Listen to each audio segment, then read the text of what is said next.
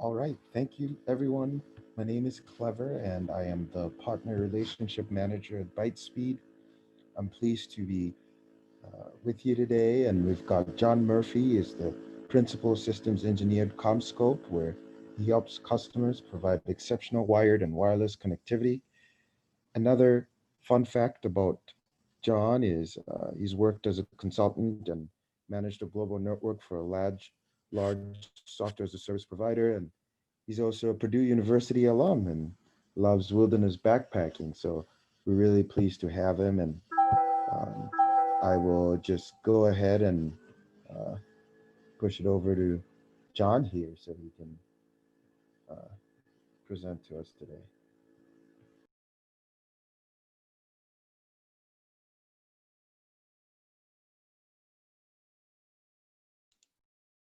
Thank you, Clever. And is everyone hopefully seeing my screen? This is the interface of RUCKUS Analytics that we're going to talk about today. Can someone confirm that you're able to see the interface, please? We're good to go for my end, John. I don't know for everyone else, but yeah. Excellent.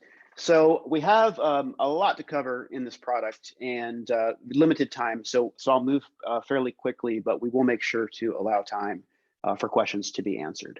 So the software you're looking at is what we call RUCKUS Analytics. And this is a machine learning based cloud software application that can either integrate with RUCKUS cloud managed access points and switches or RUCKUS Smart Zone managed access points and switches. And the purpose of this tool is to provide an overlay to give you additional insight into what's happening on the network, let you troubleshoot any kind of client connection issues that you may see, give you the health of the network, and then give you extensive reporting that can let you reach back up to a year and a half back in time and be able to look at everything that's been going on the network, seasonal trending, and pretty much anything you need to find out. We have a way to get you that information here. So just to dive right in, this is the main dashboard. What you're seeing here is at the top of the screen, you can see I have some incidents categorized here. And these are labeled as P1, P2, P3, and P4. And those numbers stand for the priority level. So a P1 is the worst type of incident that we might detect in the network, and the P4 is the least severe. So something unique that RUCKUS does here is we're actually able to not only detect potential problems in the network, but categorize them in these priorities. So the types of statistics that we look at to make these categorizations are things like, what is the type of incident? So for example, if a user is not able to connect to the network, it's a very serious problem. Whereas if a user is able to connect, but maybe they're going a little bit slower than we'd like them to, then still a problem, but we want to be able to look at the higher priority issue first. So we look at that. We look at also the number of clients on your network that are affected by the incident, and then also the duration of the incident. So looking at all these statistics lets us prioritize things. So where you might have more than one thing going on in the network that you need to pay attention to, it's important to be able to focus on the most important thing first to clear those customers or clients that can't connect to the network. So that's what the priorities are all about. And then below, you have this circle diagram, which is a way of visually seeing where in the network these problems are occurring. And you can see there are color codes on this diagram. Currently, we have orange and yellow. The yellow corresponds to P4 and orange is P3. We don't have any P1 or P2s right now. And we're looking right now at this entire network. And you can see at the top of the screen, we have a time filter. We're currently looking at the last 24 hours. We can change that to the last hour or last 7 days from this main dashboard. But once we dive into the actual incidents, you'll see we can go back as far as we want. You could also filter by categories. We have connection, performance, and infrastructure are the categories. Right now, we're looking at everything. And then so you can see we have 8 P3 and 54 P4 incidents right now over this entire network, which comprises of multiple lab controllers. I'll click on this See Incidents button here and give you a little more detail on how these incidents are structured and what kind of information you can get. So now we're looking at the list of incidents. You can see we have a total of 62 incidents, and again, 8 P3 and 54 P4. The graph that you see to the right of the incident counts represents the clients in the network. And where you have this blue shaded area at the bottom, those are clients that are impacted by one of these incidents. And then we're also going to show you the new clients and connected clients to give you an ability to see what the impact is of these incidents against the total number of clients. So, having 100 impacted clients in a network where there are 10,000 clients connected is different than 100 impacted clients where there are only 200 clients connected. So we try and give you the context. Down below, you can see the list of the actual incidents. We're going to sort these by priority by default, but you can click on any of these column headers and sort in any way that you want. You can also type in any of these search boxes to filter the results in any way that you want. So for example, if I was looking for something related to DHCP, I can type DHCP in here and we'll only see incidents related to DHCP. So let me clear that. One thing that you might want to look at is the number of impacted clients. Could be a way that you might want to filter this. So you can see if I sort by impacted clients, my top incident is affecting 135 clients. Or I can also see that in terms of client impact percent. You can look at it both ways. Now, if I look at one of these, let's go back to that DHCP incident. You can see in this case, we have this DHCP failure incident. It's telling us that DHCP failures are unusually high on this access point. You can see it's P4. You can see the date that it happened. And this one was 6 minutes in duration. You can see that it impacted 9 clients, which was 42.86% of the connected clients. If I click on the details for this incident, then we'll then pull up the incident details. First thing I'd like to point out on the right, we're going to give you this root cause analysis. The root cause analysis is our best estimate of what could be the cause of this problem.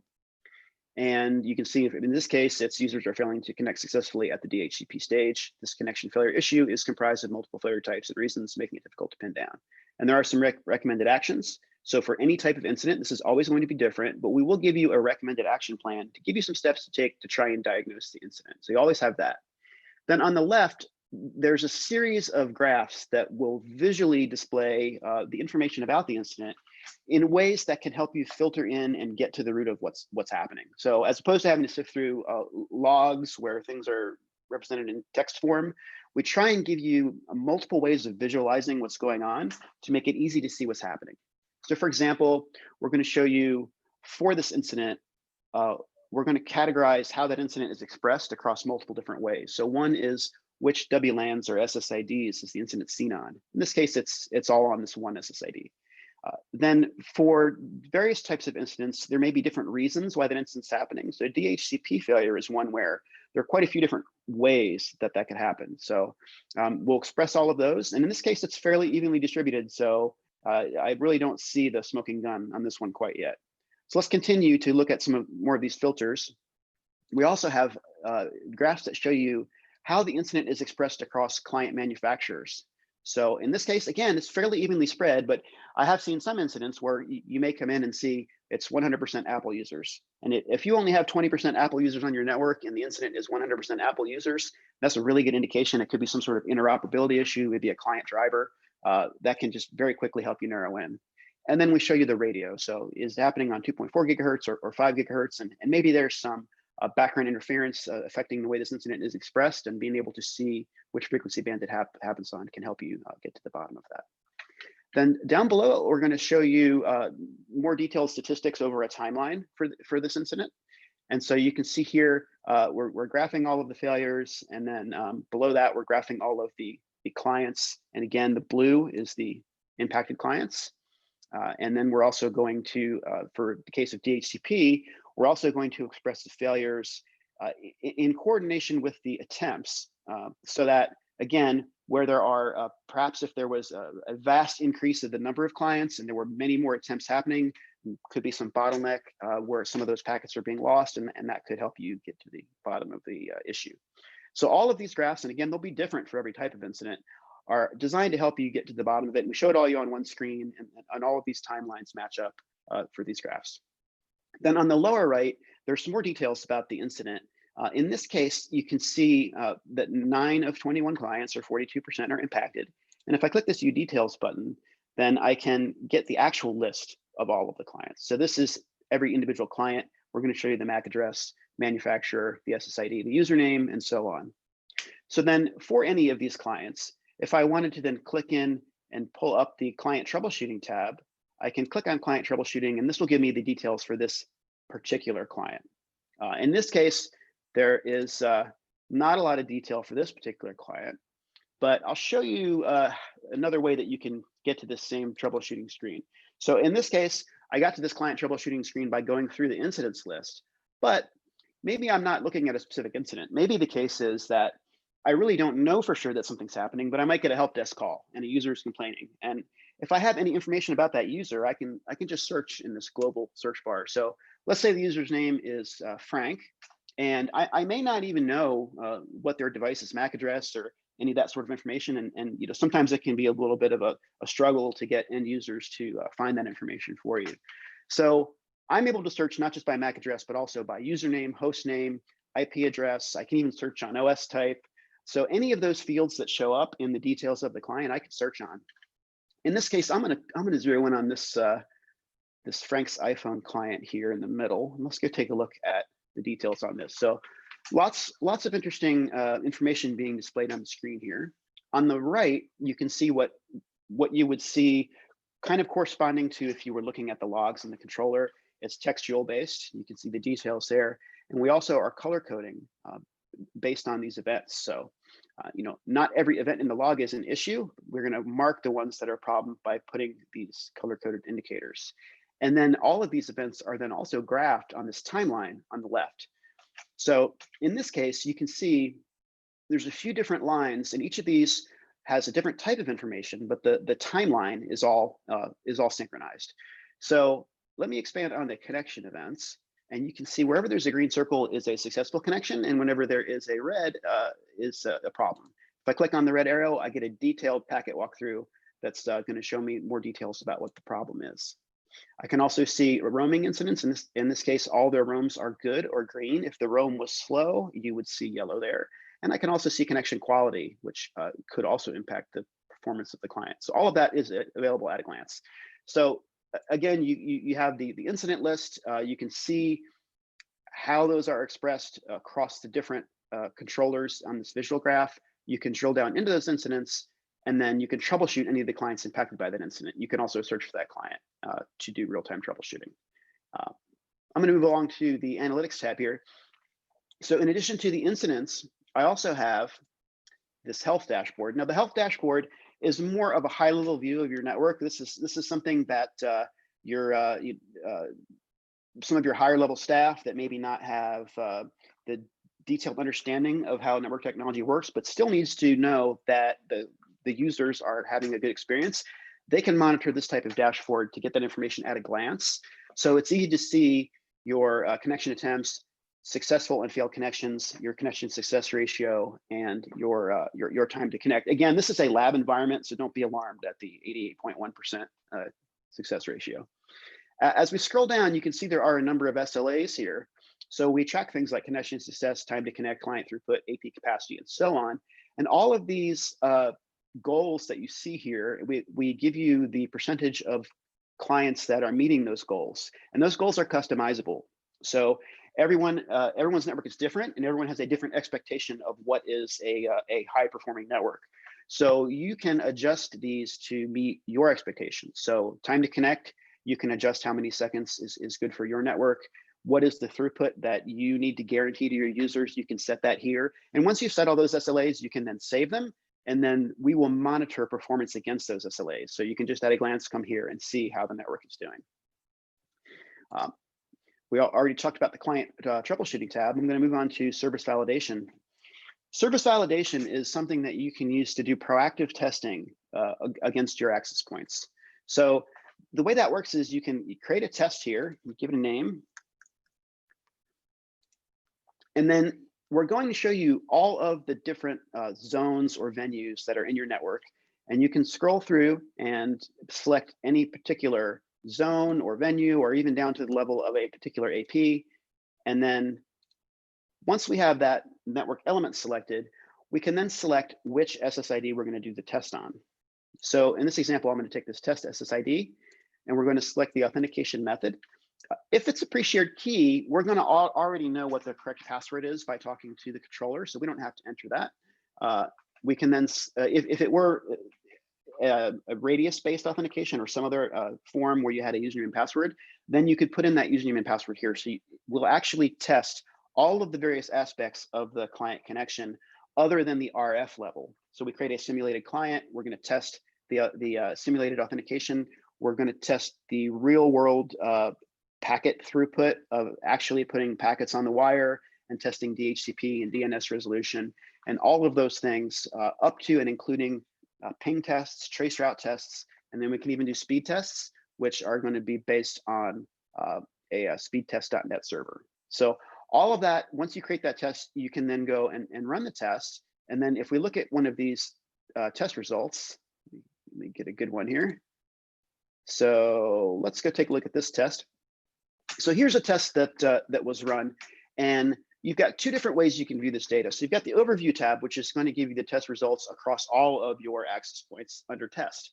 And in this case, we've got 4 APs, and 3 of them passed and 1 of them failed. So you can see very easily 75% pass rate, and color coded, you can see which stages the failures occurred in. So in this case, this 1 AP looks like it failed all of the tests, and we go from authentication, association to EAP, radius, DHCP, DNS, and ping. Any of these individual categories had failed, you'd see that marked here. And then I can drill into the details, which will give me all of the details on each individual AP, and you can see pass or fail at a glance. So very easy to see. And then in addition to these more kind of real-time statistics, we also have the ability to do extensive reporting. So I'm going to jump through these very fast. There's an overview report, which gives you just a general overview across your network, wired and wireless, network usage. You're going to have all of your alarms and events. We're going to look at top 10 type counters of clients, wireless traffic. We're going to give you application information. The wireless network report is going to be targeted just on wireless, but now we're giving you more detail. So you have top APs by traffic and client count. You have all kinds of trending expressed in various different ways, like traffic by usage or by radio. We also have traffic over time. Similarly, for the wired network, you're going to have a similar report. This is going to be just for the wired, but it's similar type of information. There's also an inventory reports for both APs and switches. These are going to give you information like if you have APs that are offline, if you have APs that are having any kind of a reboot or issue, you're going to see that. But it's also going to give you inventory type information about the models that you have in your network and what percentage of each type, the software versions that you're running. If you need to make sure that you're having everything on the proper version, anything that's not conforming here will show. If you have any kind of reboots happening where maybe there's a cable going bad and the AP is losing power, we'll show you that here. It's very easy to see. So lots of information. Similarly, if you've got smart zone controllers in your network, we're going to give you a controller inventory report. We're going to look into the licensing, lots of information there. Again, for switches, similar type of information. We have software versions, switch models. We're going to do port status trending. Diving in deeper on the wireless, you can pull up the WLAN report. This is going to give you changes over time, top SSIDs by traffic and client count and various different metrics. We also have client information. If you need to see your top unique clients by traffic, that's very easy to see. Top OSs by client count, top manufacturers. So again, very similar data. You can dive into, I'm not going to click on every one of these reports, but you can see there's an extensive amount of data here. And then for any of these reports, we can always come up here and filter in 2 different ways. One way is we can filter by network element. So we're going to pull in the list of all the zones or venues that you have in your network, and you can filter here. You can also filter by SSIDs. You can filter by radios. You can search through these for groups or specific APs and filter that way. You can also filter by time range. As I said, you go back 18 months. You can either select today, 24 hours, or 7 days, or you can select a custom range and you can go back and pick any range you want and see the report specific to that information. We can also export these as either a spreadsheet or a PDF. And then right around the corner, we have the ability coming to be able to schedule those reports and send those out to the people that you need to send them to. So that way, when you come in, you're going to have that report ready for you. By the way, we can also enable email alerting for incidents for any users that you have added to the environment. So that way, when something happens in the network, before you even get that help desk call, you're going to get that email, then you know you have something going on. Then if you want to get details on a specific client, for example, let's say I'm looking at this top unique clients by traffic report, and I see this Roku TV, and I want to see more details about what this Roku TV is doing. So I can just click on that. It's going to take me right to the client details report. We also have a switch details report that works the same way. And this is all the details of just this one specific client now. So we're seeing everything about this one specific client, what applications they're using, how that application traffic is used over time, what their traffic trends are, and all that sort of information. You can get to that through that report, through clicking an individual client or switch in a report, or you can also just put that MAC address right in. Or if you search for something in this top level search bar, and you'll get that little button for the client report, and you can just click into it right there. So very easy to get there. So you can see lots of reports, and should you have something that is not available in those reports, we have this thing called the Data Explorer. This is how you can create your own custom reports and dashboards, and there is a ton of information in here. So we have this concept of data cubes. Each of these data cubes contains a number of different statistics that are centered around a common theme. So for example, you have like a client connections failure data cube. So we can come in here and we have a large number of dimensions that correspond to this data cube that we can select. So like, for example, let me take a AP MAC. I'll throw AP MAC in here, and now we're going to see success counts by MAC address per AP. And if we don't want to see success counts, we want to see failure counts, we can come over to the right and change what we call the measure. And this will change right away the output. And then if we needed to, for example, if we needed to come in and also see not only the AP, but the radio, 2.4 gigahertz or 5 gigahertz, we can add that in as well. And now you can see for each of those MAC addresses, we're going to break it down across radio. Maybe I want to see that in a little bit different way. Maybe I want to see overall, just looking at 2.4 versus 5 gig, I can just change the order of those items. And now I'm going to see the radio first, and then for each radio, what are the client failures. If I wanted to only see part of this information or filter, I can drag that one of these elements up into the filter line, and now it becomes a filter, and I can say I only want to see 5 gigahertz. I'll click OK, and I've only got 5 gigahertz here. If I want to express that in a different way, maybe I don't want a table, maybe I want a line chart. Well, line chart doesn't work for that particular one. Maybe I want a bar chart, so I could see a bar chart. So basically, I can drill down into very detailed information and then pull this up, and then I can add this to a custom dashboard, and it's very easy to create your own custom type of reports. Then, in addition to all of that, we also have this thing called Melissa here, which is our interactive chatbot. And this is a natural language type of input where you can just talk to the system. So for example, I may just want to ask it, how much user traffic is there?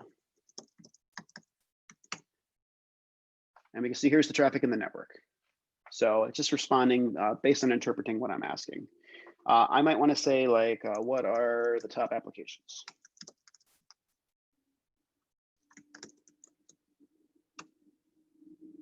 And there you go. We can see here are the top applications observed today. And that is going to be, the top one is Netflix, big surprise there. I can also ask about a specific client. Like maybe I'll say, how is client Frankenstein doing?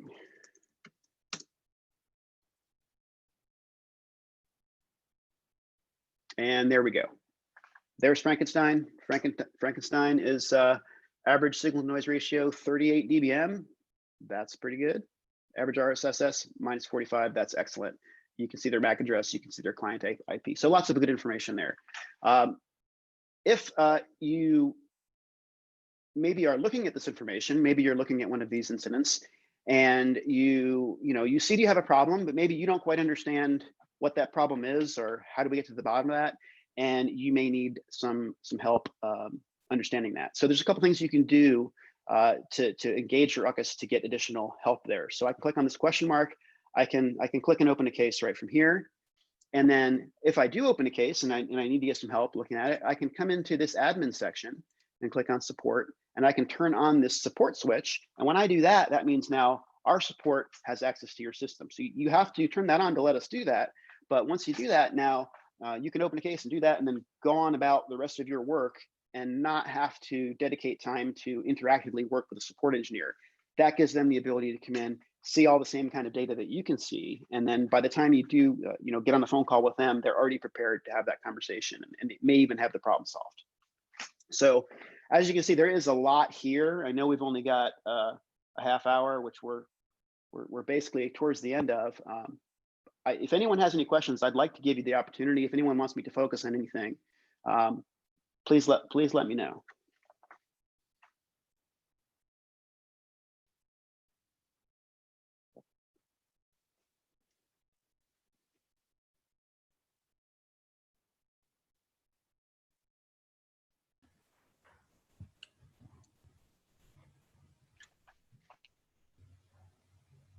Any questions?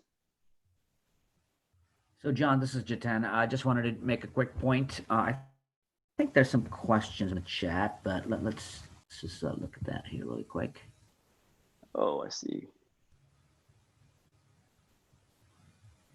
Can you pull data from non-ruckus switches? The answer is no. Yeah, the answer is no on that. One other thing too is, obviously this was like, extremely fast and not enough time to go into any kind of detail. So two things I'd like to mention: if anyone wants a follow-up and get more of a deep dive and address your specific environment, let us know. Also, we do have a free trial available for this, so very easy to do. It's cloud-based, so it's just a matter of telling us you want it, and we can set up that trial access. And as long as you have a Ruckus support account, you can get right in and see it. If you don't have one of those, that's pretty easy to create too. Yeah, and also we are offering a free 1 year to existing Ruckus Smart Zone customers or Ruckus Cloud customers. So if somebody already is a Ruckus customer, I'm assuming a few of you must be, you can actually work with your Bytespeed team and they can help you get that going. It's only available till the end of this year, so make sure you do that soon. And then maybe I can talk a little bit about licensing. John, did you talk about that? I had to take another call here. You didn't talk about licensing, did you? No, but basically that's a great point. So the way this is licensed is once you associate the licenses, or once you buy the licenses or have your trial licenses, you can come in here and we're going to pull all of the zones or venues from your network, and you can come in and click on any of these individual APs and assign the licenses. So the licenses are per AP, but and of course, what you'd love to be able to do is have every AP in your environment covered. That way, anything that happens, you can see it. But you don't have to do that. If you just want to have enough licenses to cover a particular area you're troubleshooting, at any time you can come in here and change these around and change which of these that you have exposed. So it's very flexible. You can always come in here and adjust that. And the licenses aren't tied to any individual AP, right? It is just it's a freely available to move around. And then let's see.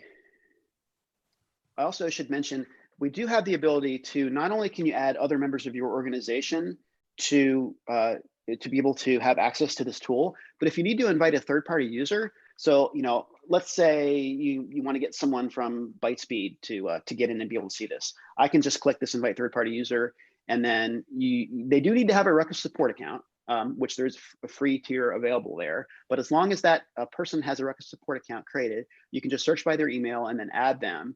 And then not only can you control who has access, but if you need to provide access to a part of the environment, you can create what's called a resource group. And I can come in here and it's going to pull again all of that information on zones and venues.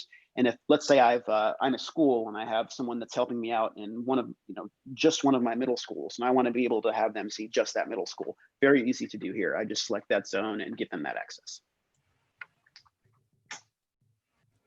And then the other thing is this also works with Ruckus Cloud. So I think you mentioned that, but I just want to reiterate that this is a cloud.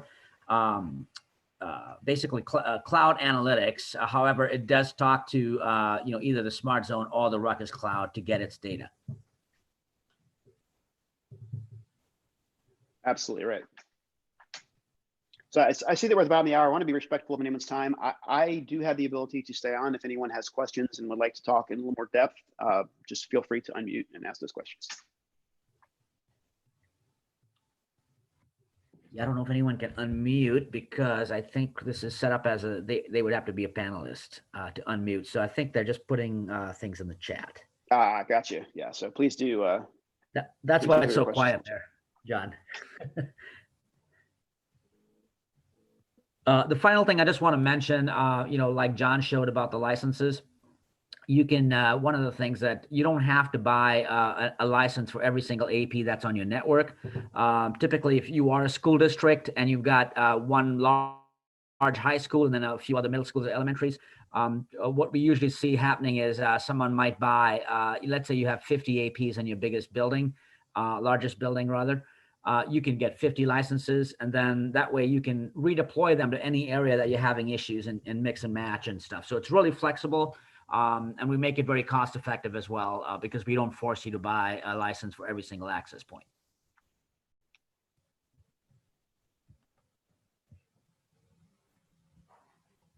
All right. Well, I think that's all we had. I don't see any other questions. So I would just want to say thank you to everyone and thank you to Bytespeed for setting this up. We really appreciate it. And thank you, John, for your presentation. That was great. Yes, thanks, everyone. Absolutely. Thanks, everybody. We'll be following up with the recording if you wanted to pass it on or reference anything else later. So have a wonderful day.